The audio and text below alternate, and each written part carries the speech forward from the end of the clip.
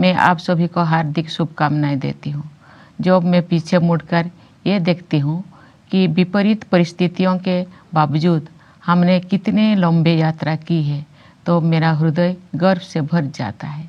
हमारे गणतंत्र का 75वां वर्ष कई अर्थों में देश की यात्रा में एक ऐतिहासिक पड़ाव है। ये उत्सव मनाने का विशेष अवसर है, जैसे हमने स्वाधीनता के 75 वर्ष पूरी होने पर आज़ादी का अमृत महोत्सव के दौरान अपने देश काल के दिन हम संविधान के प्रारंभ का उत्सव मनाएंगे। संविधान की प्रस्तावना हम भारत के लोग इन शब्दों से शुरू होती है। ये शब्द हमारे संविधान के मूल भाव अर्थात लोकतंत्र को रेखांकित करते हैं। भारत की लोकतांत्रिक व्यवस्था लोकतंत्र की पश्चिमी अवधारणा से कहीं अधिक प्राचीन है। इसीलिए भारत को लोकतंत्र की जननी कहा जाता है। एक लंबे और कठिन संघर्ष के बाद 15 अगस्त 1947 को हमारा देश विदेशी शासन से मुक्त हो गया, लेकिन उस समय भी देश में सुशासन तथा देशवासियों में निहित क्षमताओं और प्रतिभाओं को उन्मुक्त विस्तार देने के लिए उपयुक्त मूलभूत सिद्धांतों और प्रक्रियाओं को स्वरूप प्रदान करने का कार्य चल ही रहा था। संविधान सभा ने सुशासन के सभी पहलुओं पर लगभग 3 वर्षों तक विस्तृत चर्चा की और हमारे राष्ट्र के महान आधारभूत ग्रंथ यानी भारत के संविधान की रचना की। आज के दिन हम सब देशवासी उन दूरदर्शी जननायकों और अधिकारियों का कृतज्ञतापूर्वक स्मरण करते हैं, जिन्होंने हमारा भव्य और प्रेरक संविधान के निर्माण में अमूल्य योगदान दिया था। हमारा देश स्वतंत्रता की शताब्दी की ओर बढ़ते हुए अमृत काल के प्रारंभिक दौर से गुजर रहा है। ये एक युगांतकारी परिवर्तन का कालखंड है। हमें अपने देश को नई ऊंचाइयों तक ले जाने का सुनहरा अवसर मिला है। हमारा लक्ष्यों को प्राप्त करने के लिए प्रत्येक नागरिक का योगदान महत्वपूर्ण होगा। इसके लिए मैं सभी देशवासियों से संविधान में निहित हमारे मूल कर्तव्यों का पालन करने का अनुरोध करूंगी। ये कर्तव्य आज़ादी के 100 वर्ष पूरी होने तक भारत को एक विकसित राष्ट्र बनाने की दिशा में प्रत्येक नागरिक के आवश्यक दायित्व है। इस संदर्भ में मुझे महात्मा गांधी का स्मरण होता है। बापू ने ठीक ही कहा था, जिसने केवल अधिकारों को चाहा है, ऐसे कोई भी प्रजा उन्नति नहीं कर सकी है। केवल वही प्रजा उन्नति कर सकी है जिसने कर्तव्यों का धार्मिक रूप से पालन किया है। मेरे प्यारे देशवासियों, गणतंत्र दिवस हमारे आधारभूत मूल्यों और सिद्धांतों को स्मरण करने का एक महत्वपूर्ण अवसर है।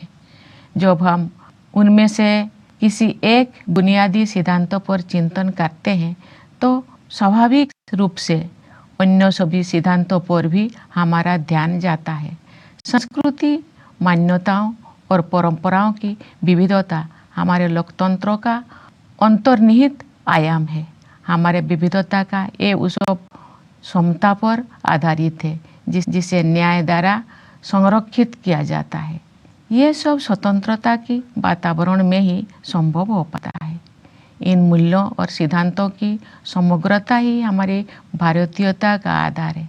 Doctor B.R. अम्बेडकर के प्रबुद्ध मार्गदर्शन में प्रवाहित इन मूलभूत जीवन मूल्यों और सिद्धांतों में रची बसी संविधान की भावधारा ने सभी प्रकार के भेदभाव को समाप्त करने के लिए सामाजिक न्याय के मार्ग पर हमें अडिग बनाए रखा है। मैं ये उल्लेख करना चाहूँगी कि सामाजिक न्याय के लिए अनवरत युद्धरत रहे श्री कर्पूरी ठाकुर जी की जन्म शताब्दी का उत्सव काल ही संपन्न हुआ है। कर्पूरी जी पिछड़े वर्गों के सबसे महान पक्षकारों में से एक थे, जिन्होंने अपना सारा जीवन उनके कल्याण के लिए समर्पित कर दिया था। उनका जीवन एक संदेश था। अपने योगदान से सार्वजनिक जीवन को समृद्ध बनाने के लिए मैं कर्पूरी जी को अपनी श्रद्धांजलि अर्पित करती हूँ। हमारे गणतंत्र की मूल भावना से एकजुट होकर 140 करोड़ से अधिक भारतवासी एक कुटुंब के रूप में रहते हैं। दुनिया के सबसे बड़े इस कुटुंब के लिए सह अस्तित्व की भावना भूगोल द्वारा थोपा गया बोझ नहीं है, बल्कि सामूहिक उल्लास का सहज स्रोत है, जो हमारे गणतंत्र दिवस के उत्सव में अभिव्यक्त होता है। इस सप्ताह के आरंभ में हम सबने अयोध्या में प्रभु श्री राम के जन्म स्थान पर निर्मित भव्य मंदिर में स्थापित मूर्ति की प्राण प्रतिष्ठा का ऐतिहासिक समारोह देखा। भविष्य में जब इस घटना को व्यापक परिप्रेक्ष्य में देखा जाएगा, तब इतिहासकार भारत द्वारा अपने सभ्यतागत विरासत की निरंतर खोज में युगांतकारी आयोजन के रूप में इसका विवेचन करेंगे। उचित न्यायिक प्रक्रिया और देश के उच्चतम न्यायालय के निर्णय के बाद मंदिर का निर्माण कार्य आरंभ हुआ। अब ये एक भव्य संरचना के रूप में शोभायमान है। ये मंदिर न केवल जन जन की आस्था को व्यक्त करता है, बल्कि न्यायिक प्रक्रिया में हमारे देशवासियों की अगाध आस्था का प्रमाण भी है। प्यारे देशवासियों, हमारे राष्ट्रीय त्यौहार ऐसे महत्वपूर्ण अवसर होते हैं जब हम अतीत पर भी दृष्टिपात करते हैं और भविष्य की ओर भी देखते हैं। पिछले गणतंत्र दिवस के बाद के एक वर्ष पर नज़र डालें तो हमें बहुत प्रसन्नता होती है। भारत की अध्यक्षता में दिल्ली में G20 शिखर सम्मेलन का सफल आयोजन एक अभूतपूर्व उपलब्धि थी। G20 से जुड़े आयोजनों में जन सामान्यों की भागीदारी विशेष रूप से उल्लेखनीय है। इन आयोजनों में विचारों और सुझावों का प्रभाव ऊपर से नीचे की ओर नहीं, बल्कि नीचे से ऊपर की ओर था। उस भव्य आयोजन से ये सीख भी मिली है कि सामान्य नागरिकों को भी ऐसे गहन तथा अंतर्राष्ट्रीय महत्व के मुद्दे में भागीदार बनाया जा सकता है, जिसका प्रभाव अंततः उनके अपने भविष्य पर पड़ता है। G20 शिखर सम्मेलन के माध्यम से ग्लोबल साउथ की आवाज़ के रूप में भारत के अभ्युदय को भी बढ़ावा मिला, जिससे अंतर्राष्ट्रीय संवाद की प्रक्रिया में एक आवश्यक तत्व का समावेश हुआ। जब संसद ने ऐतिहासिक महिला आरक्षण विधेयक पारित किया, तो हमारा देश स्त्री पुरुष समानता के आदर्शों की ओर आगे बढ़ा। मेरा मानना है कि नारी शक्ति बंधन अधिनियम महिला सशक्तिकरण का एक क्रांतिकारी माध्यम सिद्ध होगा। इससे हमारे शासन की प्रक्रियाओं को बेहतर बनाने में भी बहुत सहायता मिलेगी। जब सामूहिक महत्व के मुद्दों पर महिलाओं की भागीदारी बढ़ेगी, तो हमारी प्रशासनिक प्राथमिकताओं का जनता की आवश्यकताओं के साथ बेहतर सामंजस्य बनेगा। इसी अवधि में भारत चंद्रमा के दक्षिणी ध्रुव के क्षेत्र पर उतरने वाला पहले देश बना। चंद्रयान-3 के बाद इसरो ने एक सौर मिशन भी शुरू किया। हाल ही में आदित्य L1 के सफलतापूर्वक हेलो ऑर्बिट में स्थापित किया गया है। भारत ने अपने पहले एक्स-रे पोलरीमीटर सैटेलाइट, जिसे एक्सपोसेट कहा जाता है, के प्रक्षेपण के साथ नए साल की शुरुआत की है। ये सैटेलाइट अंतरिक्ष के ब्लैक होल जैसे रहस्यों का अध्ययन करेगा। वर्ष 2024 के दौरान अन्य कोई अंतरिक्ष अभियानों की योजना बनाए गए हैं। ये प्रसन्नता के विषय है कि भारत की अंतरिक्ष यात्रा में अनेक नई उपलब्धियां हासिल की जाने वाले हैं। हमारे प्रथम मानव अंतरिक्ष उड़ान कार्यक्रम गगनयान मिशन की तैयारी सुचारू रूप से आगे बढ़ रही है। हमें अपने वैज्ञानिकों और प्रौद्योगिकी विशेषज्ञों पर सदैव गर्व रहा है, लेकिन अब ये पहले से कहीं अधिक ऊंचे लक्ष्य तय कर रहे हैं और उनके अनुरूप परिणाम भी हासिल कर रहे हैं। भारत के अंतरिक्ष कार्यक्रम का उद्देश्य संपूर्ण मानवता के कल्याण के लिए विज्ञान और प्रौद्योगिकी की भूमिका को और अधिक विस्तार तथा गहराई प्रदान करना है। इसरो के कार्यक्रम के प्रति देशवासियों में जो उत्साह दिखाई देता है, उससे नई आशाओं का संचार हो रहा है। अंतरिक्ष विज्ञान के क्षेत्र में नई उपलब्धियों ने युवा पीढ़ी की कल्पना शक्ति को नई पंख दिए हैं। मुझे विश्वास है कि हमारे बच्चों और युवाओं में बड़े पैमाने पर विज्ञान के प्रति रुझान बढ़ेगा तथा उनमें वैज्ञानिक दृष्टिकोण विकसित होगा। अंतरिक्ष विज्ञान की इन उपलब्धियों से युवाओं, विशेषकर युवा महिलाओं को ये प्रेरणा मिलेगी कि वे विज्ञान और प्रौद्योगिकी को अपना कार्य क्षेत्र बनाएं।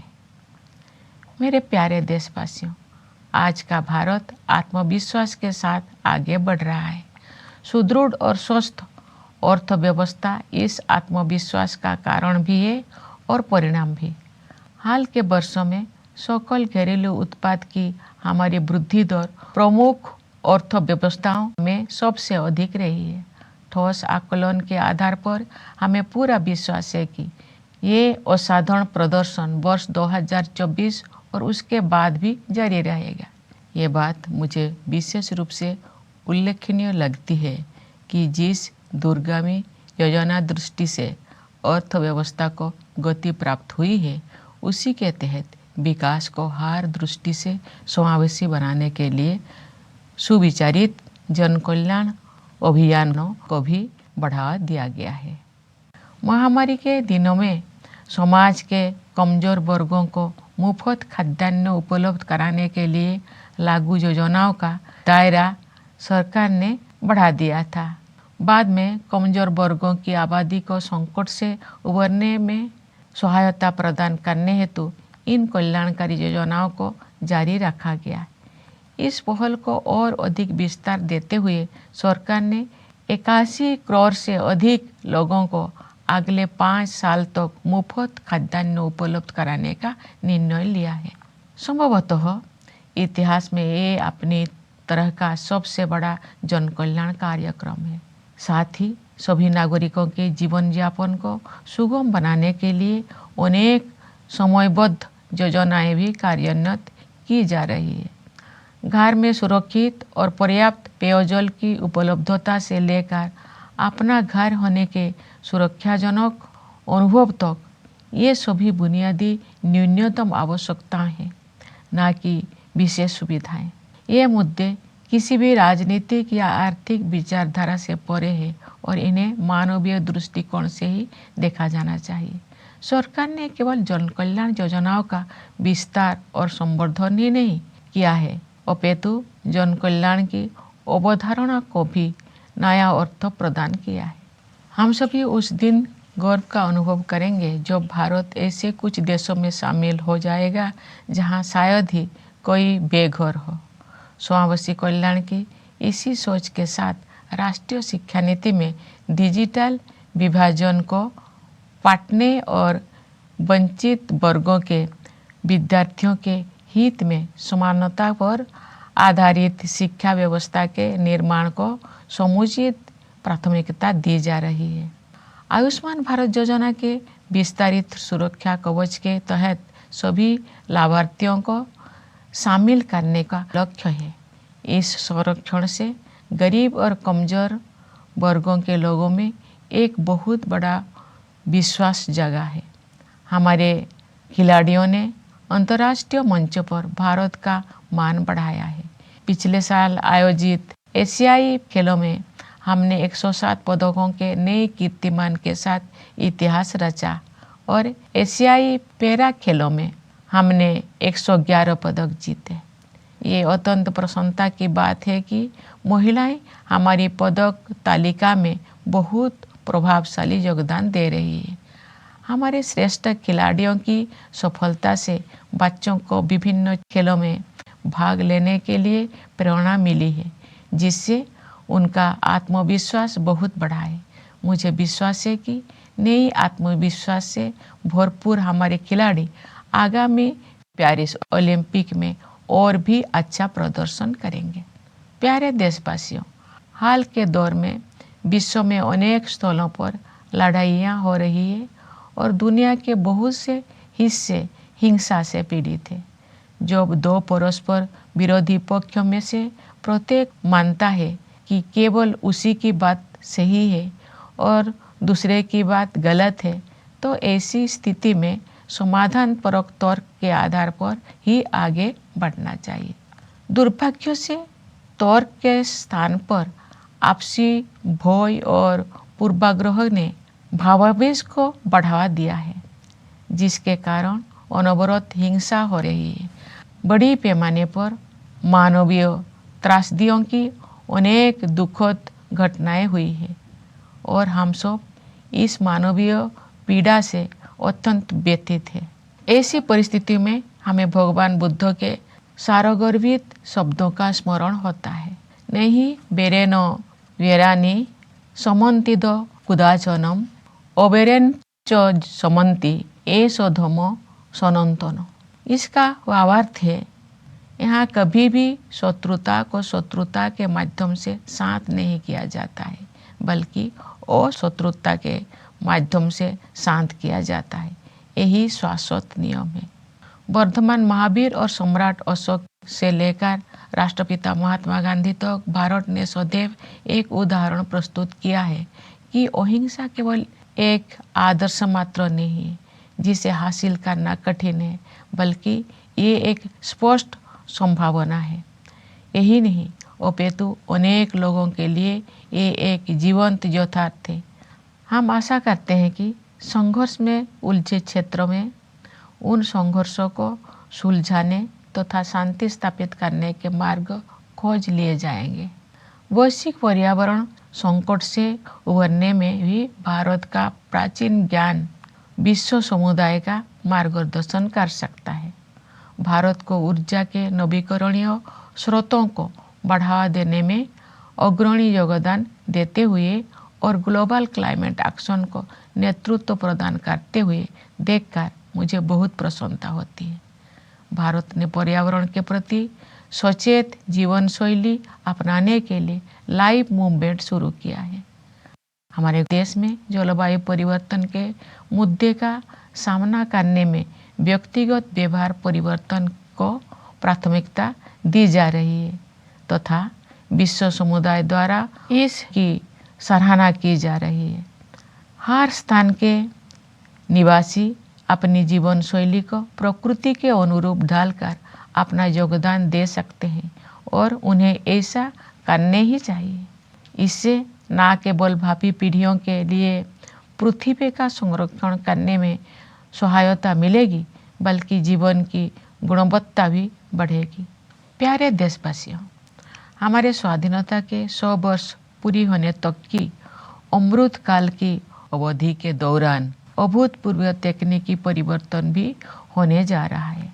आर्टिफिशियल इंटेलिजेंस और मशीन लर्निंग जैसी तकनीकी बदलाव असाधारण गति के साथ सुर्खियों से बाहर आकर हमारी दैनिक जीवन का अंग बन गए हैं। कई क्षेत्र में भविष्य से जुड़ी आशंकाएं चिंतित करती है, लेकिन अनेक उत्साहजनक अवसर भी दिखाई देती है, विशेषकर युवाओं के लिए। हमारे युवा वर्तमान की सीमाओं से परे जाकर नई संभावनाएं तलाश रहे हैं।